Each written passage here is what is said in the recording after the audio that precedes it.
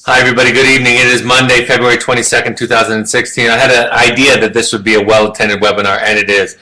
I think this is the most common question I get is about boundaries. And I think it's one of those subjects, one of those topics that it's valuable to explain it over and over again, give lots of examples, and explain it from many different perspectives. And so I'm going to try to give you some old theory around it, some things that we've talked about for years. I'm going to try to give you the latest ideas that I have about it, and throughout I'm going to try to give you some very specific, simple skills to use that'll help you with your boundaries, and also some principles that you can walk away with that I think will help you develop an idea about what your boundaries are. So let's get right into it. Starting off with, like I said, it's a hard principle to understand. They're subtle.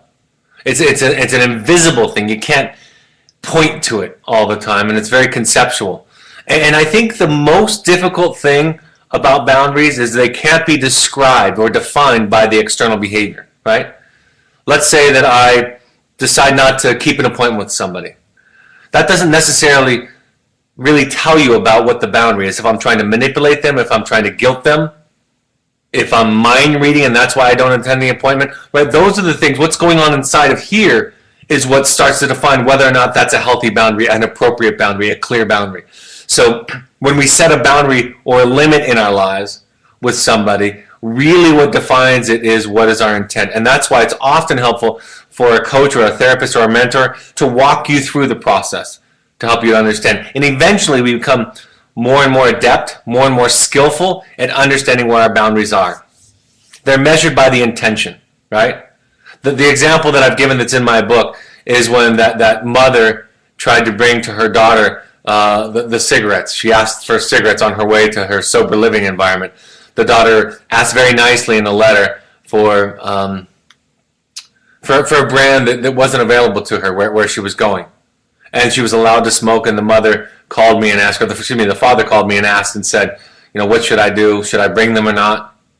And I said, I can imagine you bringing a pack of cigarettes and saying to your daughter, you know how I feel about smoking, you know that my father died of cancer, but I'm not going to be in charge of this. And so me giving you this pack of cigarettes is evidence, is a sign, is a symbol that I'm letting go. I could also imagine you not bringing the cigarettes and saying to your daughter, I know you want them. I can't control whether you do. You know how I feel about them. You know my father died of cancer.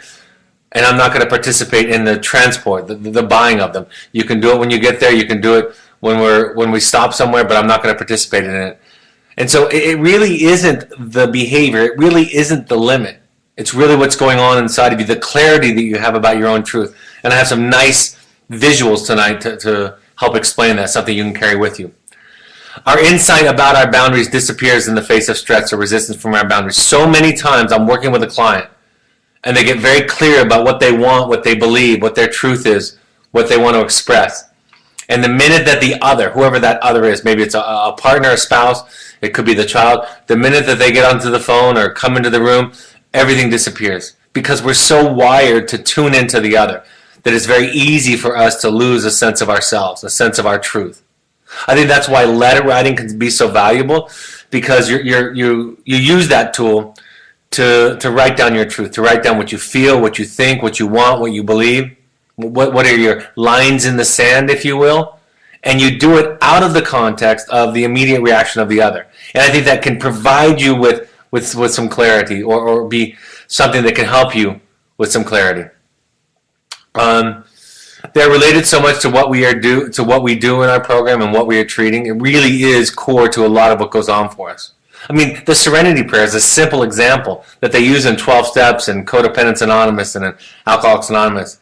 Grant me the serenity to accept the things I cannot change, the courage to change the things I can, and the wisdom to know the difference.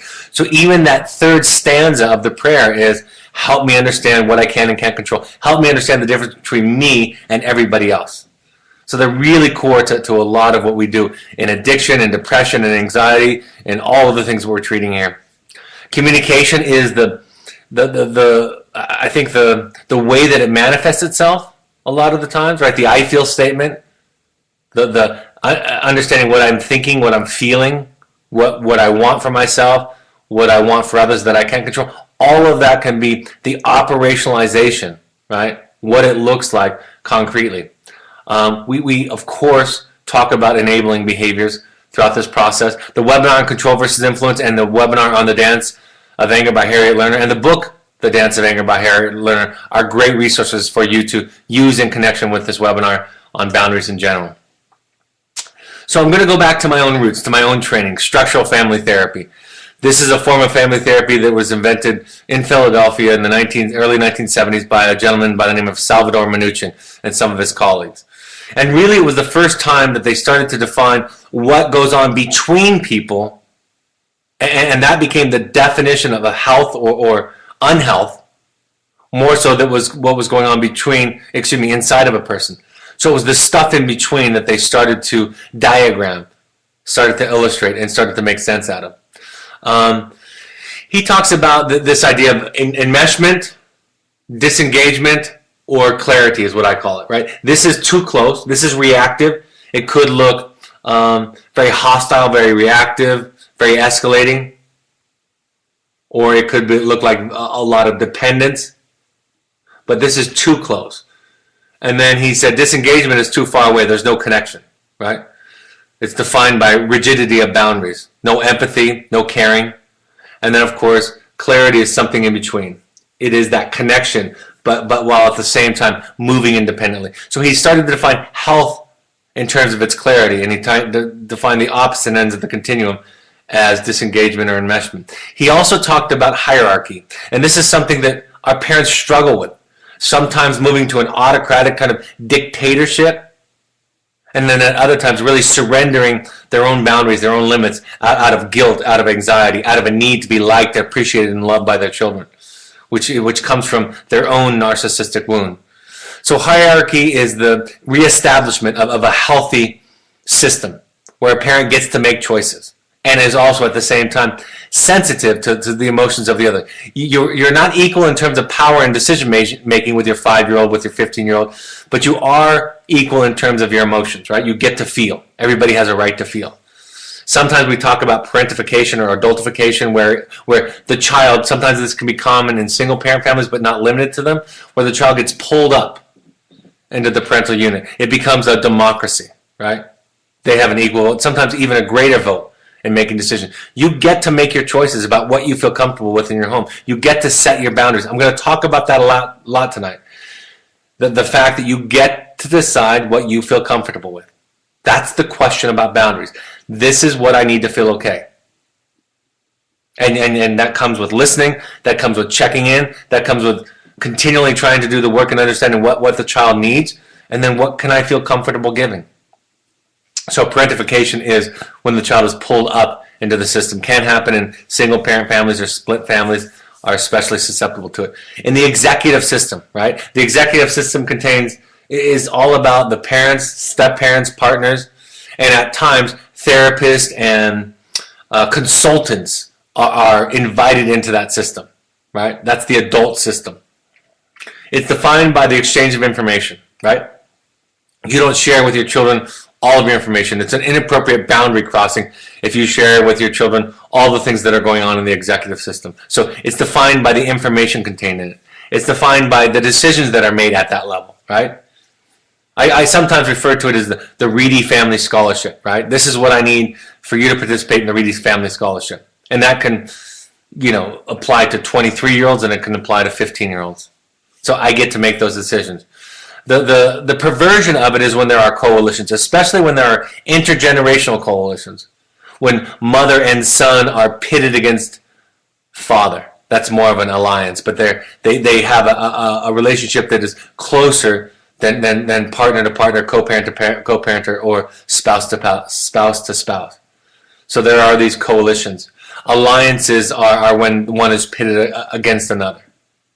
And we talk about that in communication theory in terms of recruiting, right? Your daughter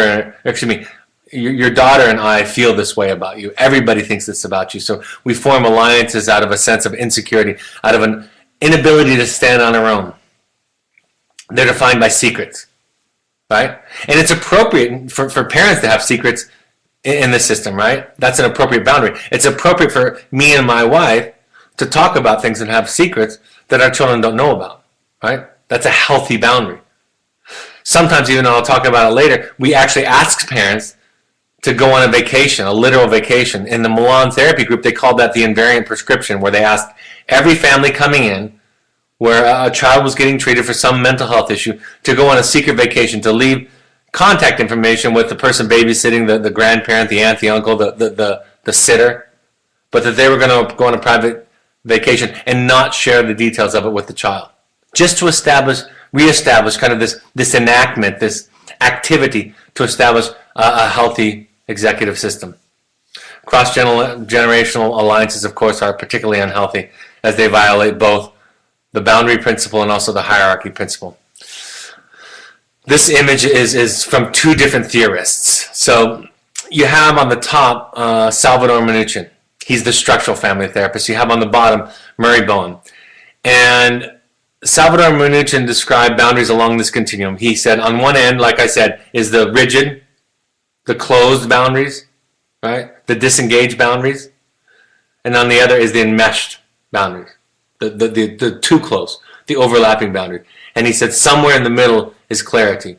Murray Bowen had a different idea that lends itself to some subtleties that Minuchin's model doesn't lend itself to. Murray Bowen said on one end of the continuum, this and this are the same, right? Being fused, as he called it, or being cut off is the same problem. It's the lack of clarity, the lack of intimacy. And while these two are stylistically different, right? One is reactive, one is overly dependent, they essentially have the same lack of capacity to be intimate. He said on the other end of the continuum, on the opposite end, and he marked it with an arrow because we can only imagine what the ideal looks like. He said that's what we call differentiation. It's the perfect balance between connection and autonomy. That's what differentiation is. The complementing or the overlapping idea that I know who I am, and therefore, or in addition, I also know where I start and you stop and how to be connected to you. And so I think that's in some ways a better model and a way to understand it, because I think we get confused sometimes when we see another style of enmeshment, another style of poor boundaries. We get confused to think that one is better or worse than the other, or qualitatively different than the other, and it's really not. Parenting enmeshment, this is the way that it shows up in our lives. We're not responsible for our own feelings or actions. That can happen for the child or for the parent. Parents are saying, you made me sad, you made me upset, you made me angry. And children are saying the same things. You made me unhappy. So it's a lack of ownership over one's emotions, blaming others, right? Chaotic, irresponsible, lack of discipline is a part of it. Reactiveness is a part of it, right? I am dependent on or defined by your reaction to me. What I do is merely an outcome, an automatic outcome of what you did to me. The enmeshed relationship measures closeness. The person in an enmeshed relationship measures closeness as sameness or an ability to manipulate. And that's why when you begin to pull apart from this position, sometimes over-exaggerating and going a little farther apart than is perhaps ideal before you come back to this position, sometimes when you pull apart, it feels like abandonment. It feels like betrayal. And it is. It's a betrayal of the old contract. Because we learn as we go and develop healthier boundaries that I don't have to be the same, think the same, feel the same to be close to you. Closeness means that I get to show up as me and am accepted by you and vice versa. There's a sense of control by meeting others' needs, right? I can make you happy. I can split off parts of myself, deny parts of myself, lie about parts of myself, hide parts of myself consciously, unconsciously, and then get my self-esteem needs met through you and feel that validation. Versus showing up brave, showing up honest, showing up authentic, and knowing that your reaction is about you.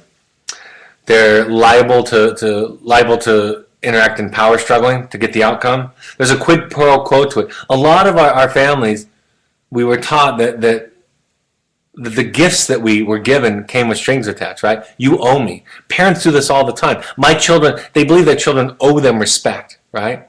Like there was some contract that if I raised you, if I sacrificed for you, then you owed me something back. I can just demand respect because that's what I want in my life. It's not about owing me. There needn't be any guilt in that. You don't owe me love and affection. My children don't owe that to me. If they want to give it, then I'm grateful. I'm honored by that, right?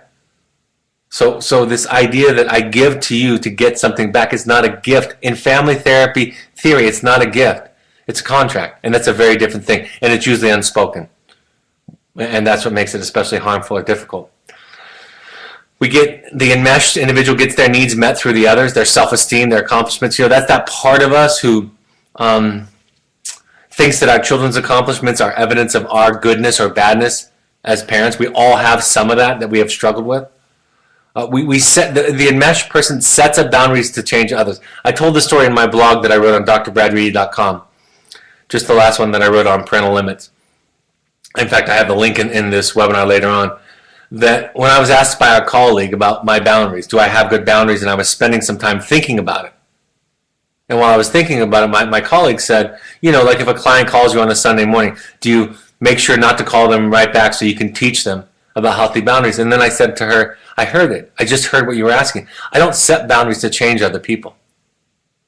I set boundaries to take care of myself, right? That's where it comes from. And if I'm constantly thinking, what thing do I need to do to tweak you? I'm just learning to manipulate, right?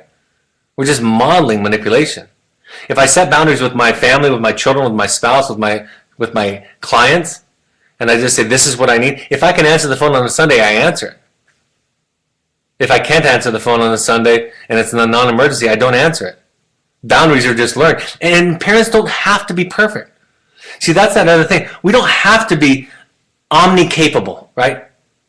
We don't have to be the Buddha, the Jedi Knight. We don't have to be the everything. We have our limits. And I'll talk about that a little bit later today. But boundaries come because we're taking care of ourselves. I talked about giving with strings attached. I talked about the idea of mind reading, right?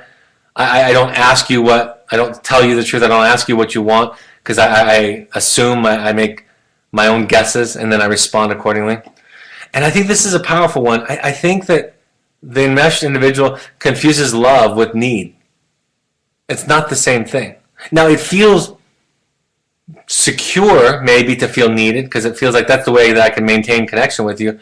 But that's not the same. To need me is not to love me. Those are two different things, and vice versa. To need you is not to love you. So it's very important that we get clear about that. There's a great illustration in that in the book, The Letters of Juliet. In fact, I took this quote from there, which teaches something else. Juliet was writing to the knight in rusty armor, and she wrote, "It was so hard for me, dear knight, to admit I had brought others what I wanted, not what they wanted." That should say wanted. "I called this caring or nurturing before." And that's part of her evolution in her story.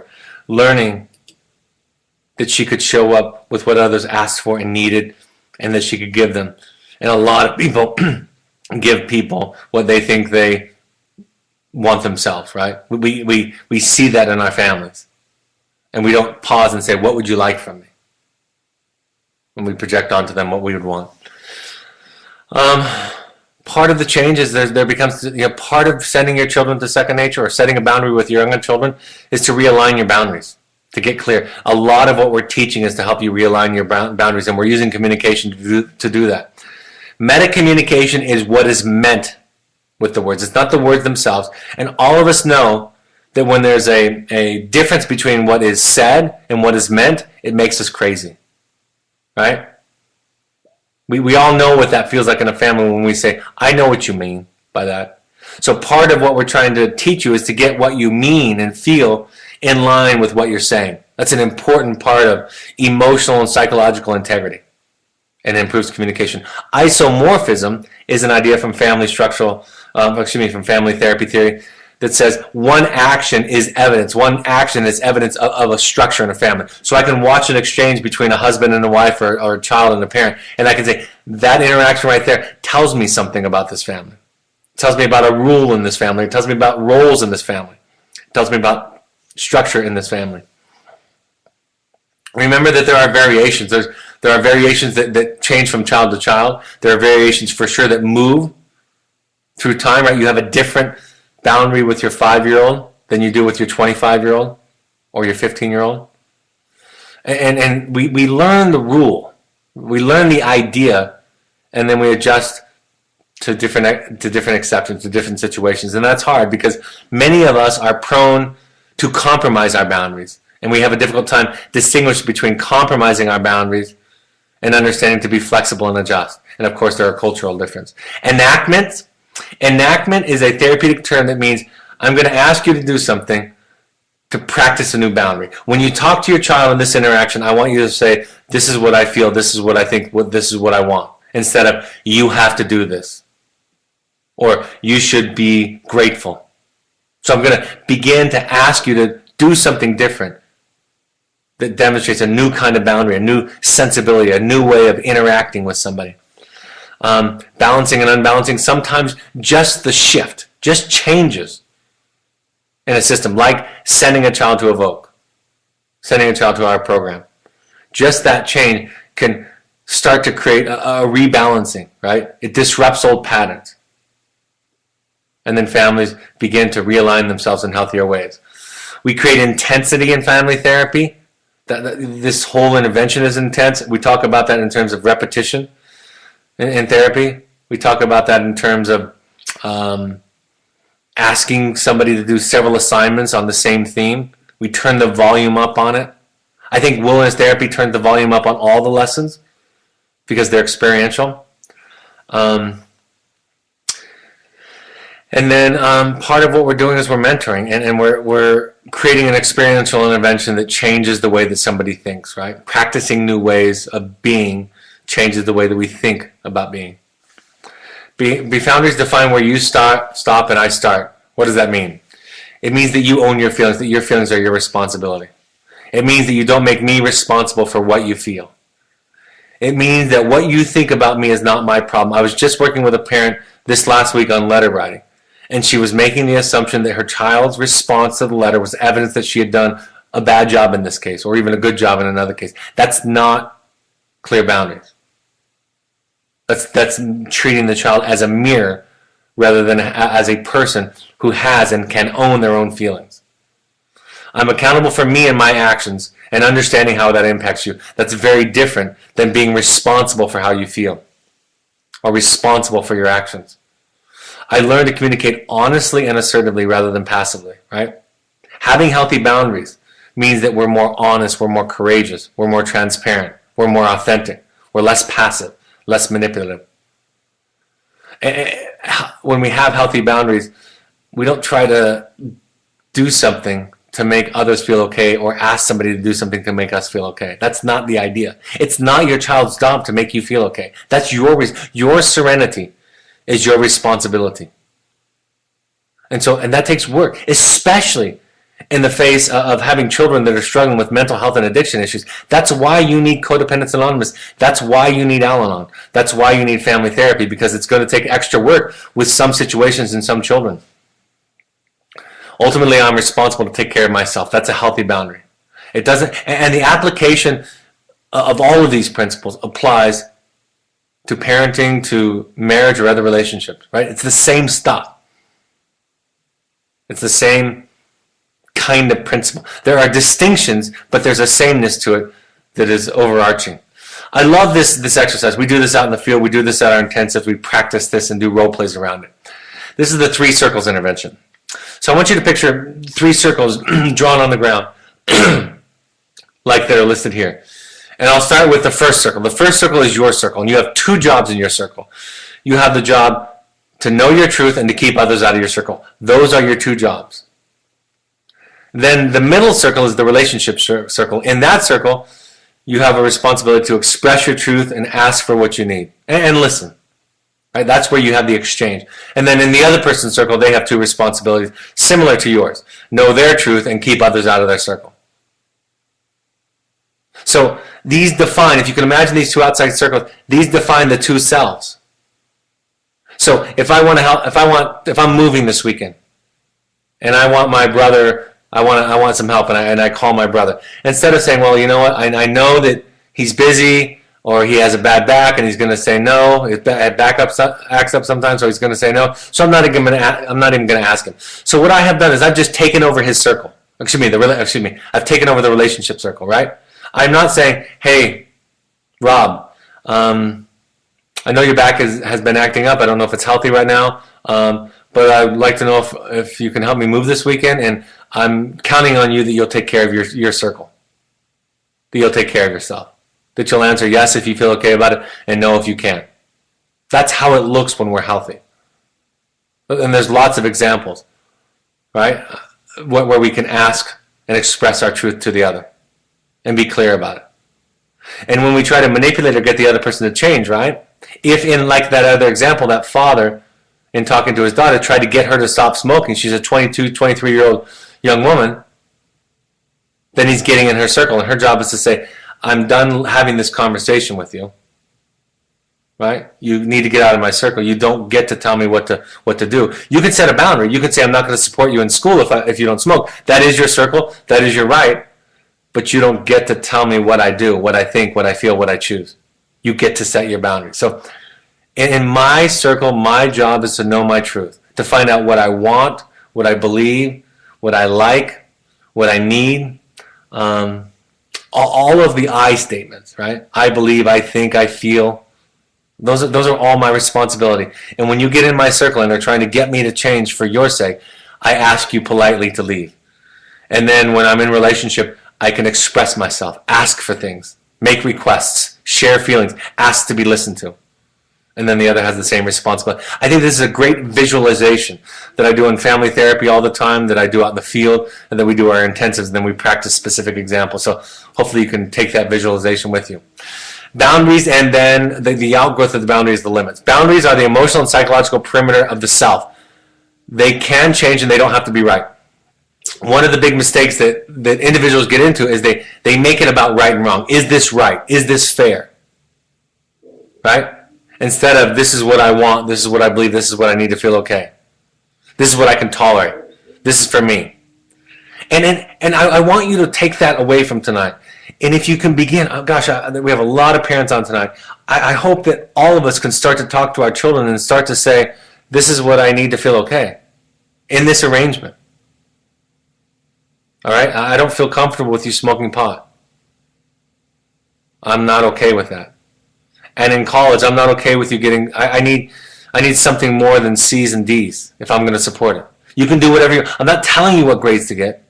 I'm telling you what I need to have happen in my life for this to work out for me. But we don't want to own it, right? We want to make it about you. You need to change. You're being messy. You're being irresponsible.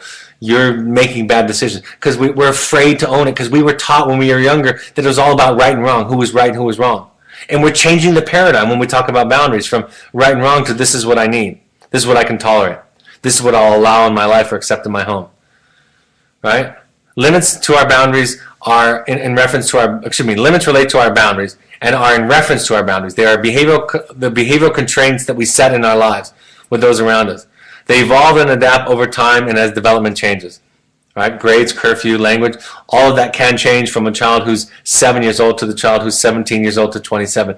We adapt and change. Flexibility in boundaries over the lifespan is a sign of healthy and flexible boundaries and limits that we set. And you know what's amazing is that our capacity increases, right?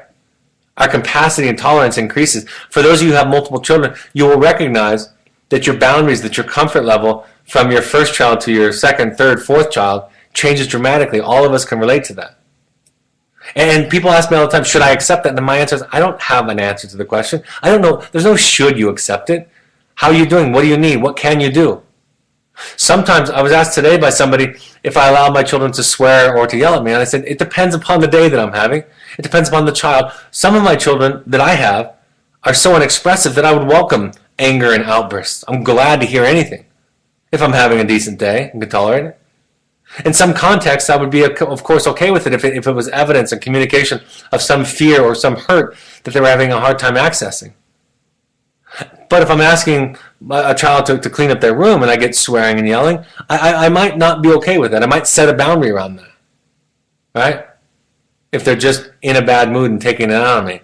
But I also might look deeper. So I don't get to decide what your boundaries are. No therapist does. You get to decide what your boundaries are. And going through a process and learning to find out what they are is a very important part of the parenting process. Here's some signs of poor boundaries. Yelling, nagging, repetitive fights, comments, even repeating I feel statements, right? Those are all evidence that I'm trying to get you to change. Trying to guilt or shame others, right? We think that that's our job in parenting sometimes, to make our child feel guilty so they'll do quote unquote the right things. And yet many of us have become aware, and some of us will become more aware as we go along, that guilt is the thing that gets in the way of doing the right thing a lot of the times. Our own guilt and shame is evidence of poor boundaries if it becomes something that is debilitating, making excuses. Owning someone else's success or failures, our children. Somebody congratulated me just the other day for one of the accomplishments of my children. I didn't say anything back, but my thought was, and I've told the story before, it's not about me. I'm not the one who deserves congratulation. Congratulate me on being patient or listening well or being assertive with my children. I will thank you for sure. But I won't say thank you if you congratulate me for something that my child accomplishes. Resentments are evidence of poor boundaries, right? We get resentful instead of getting clear about our boundaries, right? Resentment is a sign that I'm expecting somebody else to do something for me. It's anger is in that relationship is evidence that I need to get clear about myself. Like Harriet Lerner says, anger is only an effective tool if it allows us to be more clear about ourselves, not about other people. So resentments are a sign oftentimes that one is not taking care of oneself in a relationship. We hope that others will take care of us, but really this is our job. Expecting resenting others to act like we do or we would act, right? We say that all the time. And all of those resentments we have toward our children and the things we say, like I wouldn't treat my parents that way, that's about our boundaries, right? That's about what we are or aren't doing. Triangulating is when we talk to somebody else about somebody else. So we complain instead of going to the person and working it out. Not seeing our part in things. That's something that is a lack of balance. Not being able to say, I have some part in this dance. And I can begin to take responsibility for my part in the dance. Just my part. Excuse me, not your part, but my part. And then not knowing what we have control over and what we don't. In the I feel statement, when the fourth part, that's a two-parter that says, this is my hope that's inside my control, my hope that's outside of my control, I can't tell you how many parents have a hard time saying that. So here's an example. Talking to a son who's smoking pot or not going to school. I'll say smoking pot just to be simple, but it could be any behavior. You know, Johnny, I'm concerned about you that you're smoking pot. I feel this way because I feel scared. I feel this way because I think that it could be harmful to you. And I think it might lead to low motivation. And then they get to the part where, and what I want you to do is stop smoking pot. And then I say, and what do you want for yourself that you can control? And they can't even think of it because they don't know what part they have in the dance. So then we teach them. You can say, I hope that I'll be clear. I hope that I'll be honest. I hope that I'll be kind and compassionate and at the same time firm with my boundaries. Right? There's a lot that you could do in relationship to that example. And then, of course, the Serenity Prayer, like I said earlier, is a sign about how difficult it is for us. Ownership is an important thing. Beginning to own our stuff. Own our thoughts and feelings. Own our expectations. The essence of ownership is owning and stating our feelings for the sake of being heard while letting go of the reaction. I'm going to set my boundary. I'm going to tell you how I feel, and I can't control whether you're going to be upset, angry, sad, or hurt by it. Responsible for your feelings and truth, and avoiding the idea that others need to be shaped up or fixed, right? Even though I'm getting better with my boundaries with my children over time. My daughter, my 13-year-old, said tonight when I said I had to go do a webinar tonight, she said, what gives you the right to be an educator around parenting when you're not a perfect parent and not even close? And I said, well, that's the beauty of it. I don't tell people what the truth is. I don't fix parents. I teach them ideas so that they can find their own truth. I don't tell them where to set their limits. I point out to them a process where they can begin to find their own wounds, find their own truth, find their own healing, and become their own experts. So even with my children, I don't think of the idea that I need to fix or shape them up. I think of my idea in parenting as being the best parent I can, and then allowing for them to figure themselves out. A boundary is a boundary is a boundary. Going to meetings, watching webinars, attending therapy, telling your friends or spouse how you want to be treated, telling others you cannot treat me this way is not a boundary. Those are not boundaries. Talking about boundaries, reading about boundaries, learning about boundaries, whining, threatening, warning, and lecturing about boundaries are not boundaries. And we do all of those things to attempt to try to avoid facing others' reactions when we set boundaries in our lives. Because when we set boundaries in our life, we let go of control. We stop trying to control others.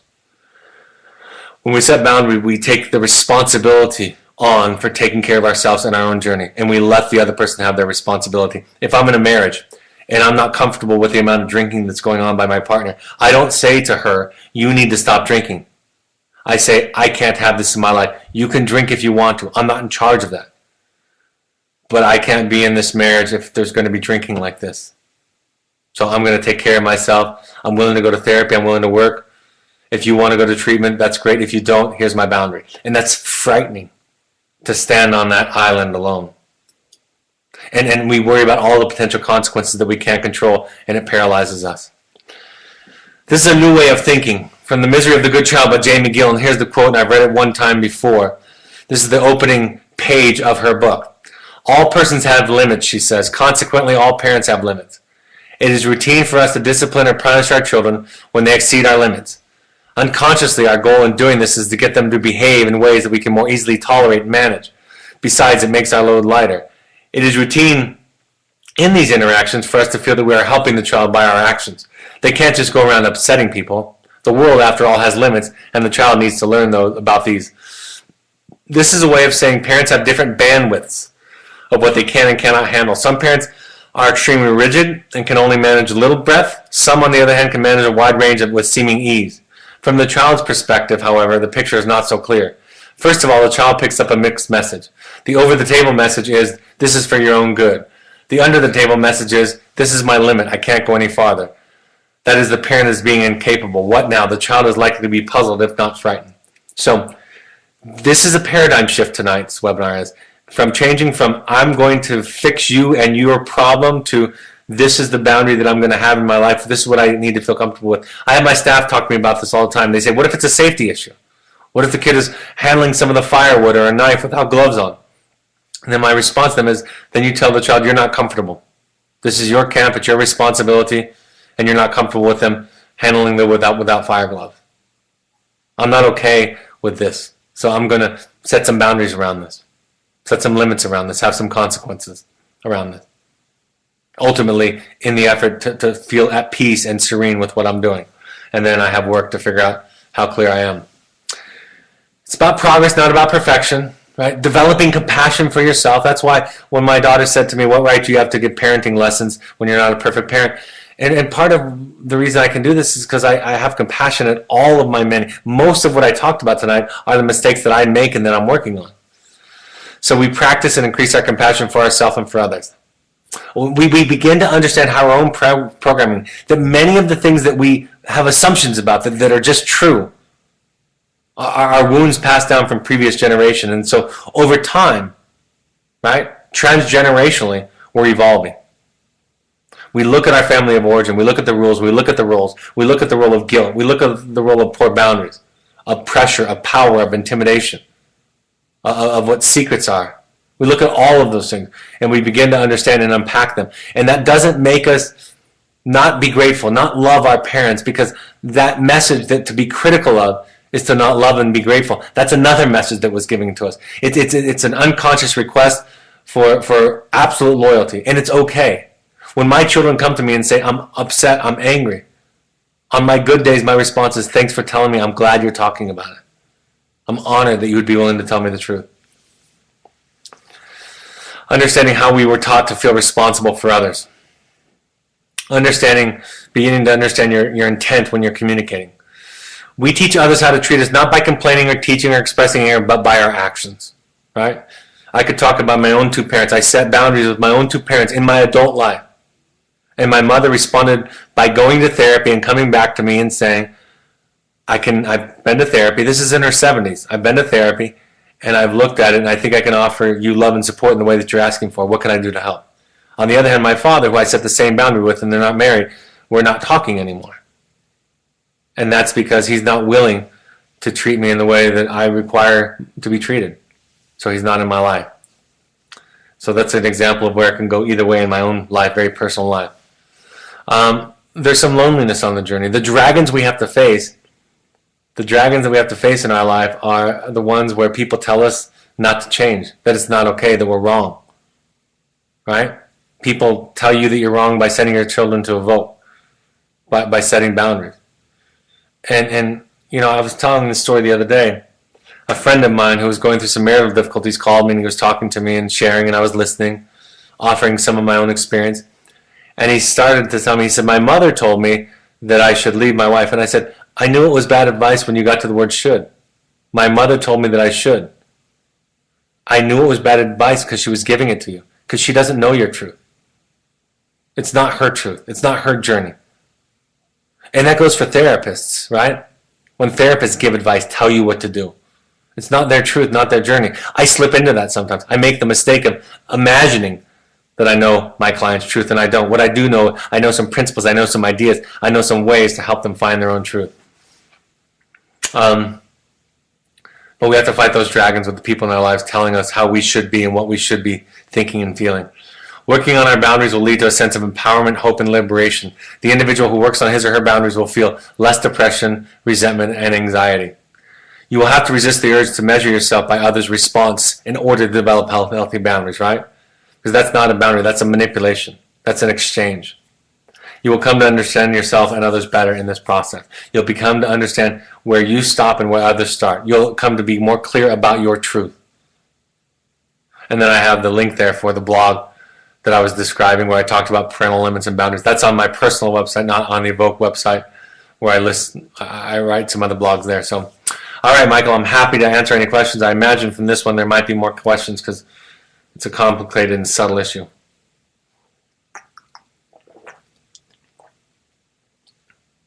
Why would guilt get in the way of doing right? Have you ever lied to somebody because you felt guilty about how they would feel, or not set a boundary with your child because you felt bad? Right? That's the idea, is I feel guilty. I've been taught that if you get upset, I did something wrong. Many, many, many people. I mean, imagine, the simplest example is, imagine a 15-year-old girl feeling guilty because her 18-year-old boyfriend wants to have sex with her. And he loves her. I love you. I care about you. This is a sign of our love. You need to have sex with me. You're hurting me. And I say to her, after she engages in sex and she's talking, she's crying, I said, why did you do it? And she says, I felt guilty that I was hurting him. The same thing that parents say many times when they say, I knew I was doing the right thing, the wrong thing, excuse me, I knew I was doing the wrong thing, and I say, why? I felt guilty. So we can think of examples where guilt gets in the way of doing what is right, and therefore we know it's not a reliable emotion to reference in terms of our integrity, our honesty, our authenticity. We have to find something else in the process. So that's examples. I think of guilt all the time getting in the way of people doing the right thing. And it talks about it in the book, The Dance of Anger by Harriet Lerner. You spoke of your boundaries changing with your kids depending upon the day you were having. You were speaking about them yelling or swearing at you. That's confusing to me. I didn't do that. Michael, can you put that one back up? Are you saying that inconsistent boundaries will work with kids? Could you please clarify? Can you think of a boundary that you have with somebody? I don't mean that it's always, I'm saying on my best day I have the greatest capacity to be patient with people. Right? And whereas, you can think about at work. Well, first of all, there's so many parts of this question.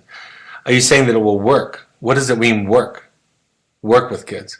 My boundary is my boundary, and there are times when I have patience. There's times when I'm not tired or not stressed.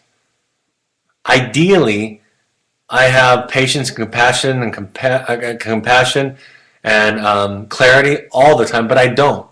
And so there might be times when I can't do this. I can't do this right now. And so the consistency is that it's my boundaries and I own it. But the working part is, I think you're implying we'll work to raise them, right? My job is to be the best dad I can. And then I turn over their life to them. It talks about that in the book Parenting from the Inside Out. And that's a scientific book that talks about attachment theory and a lot of studies, right? Our job is to be the best parent we can, not guarantee the outcome with our children. So my answer is yes, it works. It's the only thing that works. It's true whether you like it or not. Right? Your boundaries are already inconsistent because you don't always have the same amount of energy and the same amount of patience and the same amount of stress. So Yeah, I know what the ideal is. I know ideally I would love to be compassionate, clear, patient, assertive, authentic. I would like to do that all the time. And there are some times when I just can't. With my wife, with my children, with my friends, employees, partners, whomever. And so then I just own it. I don't have enough right now. Ideally, I own it and say, I don't have enough right now to listen to this. I can't do this right now. I can say that with my wife. I said it with her. I said it to her twice this weekend. And it wasn't even a conflictual conversation, but she was having a conversation and I didn't have the capacity. So I said, I can't have this conversation with you right now. I'm worried about or thinking about something else and I'm sorry. Other days I might have it. But again, I'm not setting my boundaries to fix them or her. I'm setting my boundaries to get clear. So if you read the blog, it might help a little bit more. I hope that helps. It's a new way of talking about it. This is a different webinar than I gave 5 years ago. What if we set boundaries for our child with consequences, but the child continues to smoke pot and he's under our little webinar? Michael, I'm not even touching anything. It's just doing that sometimes. What if we set boundaries for our child with consequences, but the child continues to smoke pot and he is under 18, so we can't set the money or support boundary? Can't get them. Go to Al-Anon. Go to Venice Anonymous. You learn. It's hard, right? Because you can't control somebody else, right? You know you ultimately can't stop your child from hurting themselves or killing themselves or doing drugs. So you can only do what you can do. You can only do what you can do. You get to make decisions. Eventually you get to go to a vote. And you learn what boundaries you can set. You learn the difference between a power struggle and being authentic and clear and assertive. And so if you and I were talking, we would go over what can you control and what can't you control. And we would talk about every possible option on the table. And we would end it with, at the end of the day, you can't ultimately control this. Right? So what can you control? And then we'll focus on that.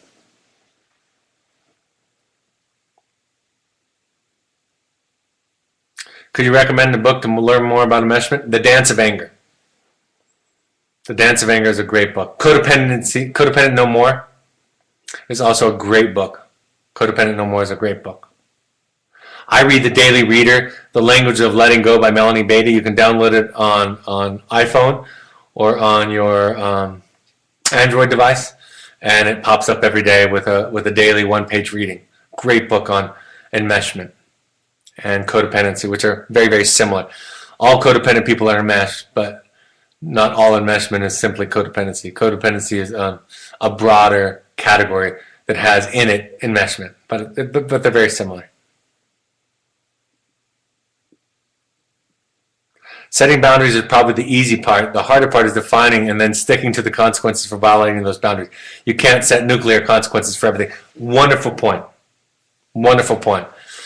I've been guilty of setting nuclear consequences and then having to back off. I can think of examples where I had to apologize to my children for the nuclear consequences because I was having an emotional reaction to it and I was trying to control it. It's definitely been one of my failings for sure. And I've been a hammer and seen everything as a nail. So absolutely. And I also think that, like I talk about in my book, in the chapter on behaviorism, I talk about that idea of spending some time understanding where the behavior comes from. And if we spend more energy on that, more compassion, more patience on that, sometimes we can unpack it, right, without lots of consequences. So fantastic point. And you're right about the hard part. Most of the hard boundaries are the ones that take a lot of work on our part, both emotionally and also physically. Thank you, guys. Thank you for your questions. My book talks more about it, too. That's a good book, another recommendation. All right, we just finished a Finding You workshop. Finding You and Heroic Parenting is the same thing. So any parents coming up, the Entrada workshop, March 13th and 14th, you can look at the emails there. We're now doing our intensives in Park City, so you can fly into Salt Lake City, a lot easier location to get to. Upcoming parent support groups in New York City, Houston, and Chicago. Contact Stephanie at evoketherapy.com to RSVP and for more information. We'll be setting up our California one soon. This is our high adventure trip, lightly therapeutic but powerful and experiential for young adults or for families. You can go to our website for that. We want you to go to 6 12-step meetings while your child is with us, and don't wait. I want to say this about these meetings. The same excuses or resistance you have to go into those meetings are the same excuses and resistance that your children have for not doing their work here. So if you find yourself saying, it's not for me, I can do it without it, I don't have a problem, these aren't my people, they're different than me, those are all the same things that your children say. So if nothing else, you'll know in a more profound way when you walk into these meetings what it feels like that you're asking your children to do. Follow us on social media so you can look for announcements, pictures, inspirational quotes, and so forth. There's the Evoke Therapy blog. My book is now in paperback on Amazon. You can also go to our Alumni Foundation book page, and you can look for any book on any of our topics that our therapists have recommended. Any more questions before I wrap up, Michael? I'm sorry I missed the third resource for enmeshment on the iPhone. Could you repeat it? The language of letting go. So go to the App Store or the Android Store. I don't know how to use that as well. And go to the language of letting go. Let me see if I have one on my shelf. Here's what it looks like. Oh, this is actually, well, it looks different on the app. But it's a daily reading. So every day. Let's look at what today's is. I didn't read today's. Today is February 22nd. Oh, I flipped open to it. It's called Solving Problems. I ask that you might help me work through all my problems to your glory and honor. Alcoholics Anonymous. Many of us have lived in a situation where it wasn't okay to identify or talk about problems. Denial became a way of life, our way of dealing with problems. In recovery, many of us still fear problems. We may spend more time reacting to a problem than we do solving it. We miss the point, we miss the lesson, we miss the gift. Problems are a part of life, so are the solutions. A problem doesn't mean that life is negative or horrible. Having a problem doesn't mean a person is deficient. All people have problems to work through. In recovery, we learn to focus on solving our problems. First, we make certain the problem is our problem. If it isn't, our problem is establishing boundaries. Then we seek the best solution. This may mean setting a goal, asking for help, gathering more information, taking an action, or letting go. Recovery does not mean immunity or exemption from problems. Recovery means learning to face and solve problems. Knowing they will appear regularly, we can trust our ability to solve problems and know that we're not doing it alone. Having problems does not mean our higher power is picking on us. Some problems are a part of life. Others are ours to solve and will grow in necessary ways in the process. Face and solve today's problems. Don't worry needlessly about tomorrow's problems, because when they appear, we'll have the resources necessary to solve them. Facing and solving problems, working through problems with help from a higher power, means that we're living and growing and reaping benefits. And then the meditation for the day is, God, help me face this and solve my problems today. Help me do my part and let the rest go. I can learn to be a problem solver. So that's just today's. That's what it looks like. I'm very sad when my daughter makes poor and healthy choices. What suggestions do you have for self-care? I suppose the most important thing is that you understand that it's not her job for you to be unsad. That I don't want her to learn that it is her problem for you to be unsad. She then won't know when other people get angry or upset with her or sad. She won't know then, because she's been wired to think that she's responsible for other people's feelings. She won't know what the difference between right and wrong is. So when her 18-year-old boyfriend, like in the example I gave, says, I'm sad that you're not having sex with me, she'll feel the same kind of pressure that she feels from you. So your job is to be around peers, to go to Al-Anon, to go to Venice Anonymous, and to learn to take care of yourself. And go to therapy, read books, to learn to take care of yourself and know that your serenity, your peace, your happiness is your problem. Of course we feel sad and scared and worried when our children hurt. We all feel that way. But part of what codependent work does, part of what our work on boundaries does, is we learn to have confidence in the big picture. We learn to look at our children, even with their poor choices or unhealthy choices, we learn to hold them in our minds in a different way. And we say to them with our actions, with our feelings, I know that you're going to figure it out. You're probably going to take a very circuitous route, but I have confidence that you can figure it out. I was advised the consequence for overstepping a boundary was to spend time with the parent. So simple of a statement, but invaluable. Nice. I like that. I do that. Sometimes the consequence with my children is they have a discussion with me. I remember years ago when my child got into something on the computer that was inappropriate, my response was, the consequences we're going to talk about. I'm going to talk about a subject that you might find uncomfortable. Yeah, I'm posting it. Okay. Actually, you know what you can do? Because this is not working for me. Oh, there it is. Just go to drbradreedy.com and then click on the blog. And then the one that I'm talking about is how parents' limitations affect children. How parents' limitations affect children. Okay? So there it is. All right, folks. Thanks for your questions and comments. Next webinar will be this Wednesday at 7 p.m. Mountain Time, and it will be on manipulation. So look forward to doing that one. Hope these points of contact are helpful. Hope, if nothing else, this webinar is something that makes you think about it differently and helps in a different way, because it's not the typical webinar on boundaries. So have a great evening, and I'll talk to you Wednesday night. Take care. Bye-bye.